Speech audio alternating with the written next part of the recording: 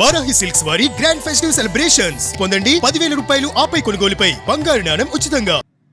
పోయిన సంవత్సరం దగ్గర 6,282 టీఎంసీ నీళ్లు గోదావరి కృష్ణాలో సముద్రంలోకి వెళ్ళాయి. గోదావరిలో నీళ్లు పుష్కరంగా ఉన్నాయి. అందుకే మీరు చూసినప్పుడు నేను ఎప్పుడు కూడా గోదావరి నీళ్లు వాడుకుంటే ఎప్పుడు నేను అడ్డు చెప్పలేదు. విభజన తర్వాత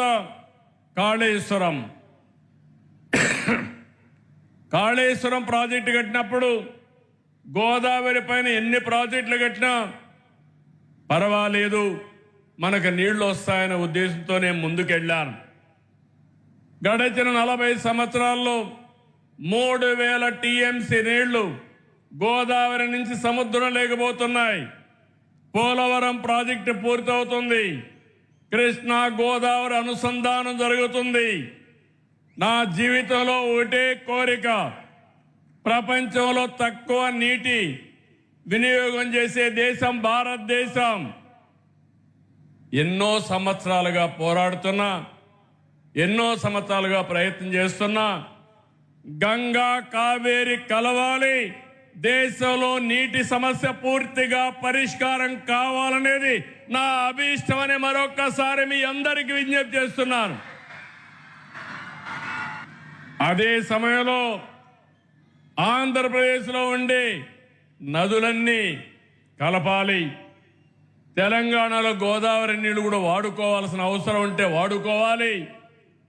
తెలుగు రాష్ట్రాల మధ్య విద్వేషాలు కాదు, సమైక్యత అవసరం. ఒకరినొకరు అర్థం చేసుకోవాల్సిన అవసరం ఉంది. అందరం కలిసి ముందుకు పోవాల్సిన అవసరం ఉంది. ఎంతో మంది త్యాగాలు చేశారు. ఇది రాజకీయ వేదిక కాదు కాబట్టి నేను అన్ని విషయాలు మాట్లాడను. ఐక్యత వరకే ఇక్కడ మాట్లాడతాను. మిగిలిన విషయాలన్నీ బయట చెప్తాను. కానీ నా జీవితాశయం ఒకటి, నీటి విషయంలో కానీ సహకారంలో కానీ తెలుగు వారందరూ కలిసి ఉండాలి. ప్రపంచంలో ఎక్కడున్నా మనల్ని గుర్తించేది ఏకైక భాష, అది తెలుగు భాష. ఆ భాష ముందుకు పోవాలంటే, తెలుగు జాతి ప్రపంచంలో నెంబర్ 1 కావాలంటే మనకు కూడా ఐకమత్యం అవసరం అని చెప్పి మరొక్కసారి తెలియజేస్తున్నా.